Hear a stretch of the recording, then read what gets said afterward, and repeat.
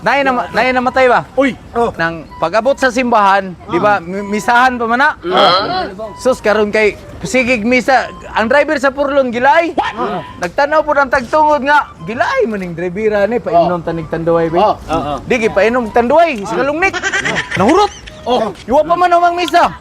Agi palitan na po laing lungnik. Wala, doha na kalungnik. Sus, nahurot magyapon. Pagkay katulo, nahurot magaboy katulong lungnik, di pwede na kayong hubuga. Sus, tingon, manang misa, ikarga na patay. Ana din driver sa Purlon nga, asa, ikarga niya, pakilala. Ana na, putay, di na ni pwede ni kay, purtay naman yung buga ni driveran di. Basi kay, lampur na siya itong patay noon. Mangita taglaing driver. Sus, pagpangita na naglaing driver, na may gwapong balay skilid. Sir, pwede may mangyo, sir?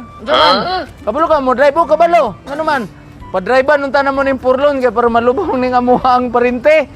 Sus, tana, ana ng pare. Okay, ana na siyang sutana kanang kuan man na, diba kay hike raman kay dool raman ang lubnganan. Pagana ros pare. Ni ana man driver. Sir, sige na sir. Ang ilang gikuan driver.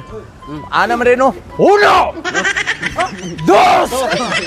Tres! Ana ni pare. O unsa man ni lumba? Ana. Sus, ang ilang man gikuha na driver kay driver man ito sa Philippine Airlines eh. Ga-retire. Paluparo naman yung Purlon.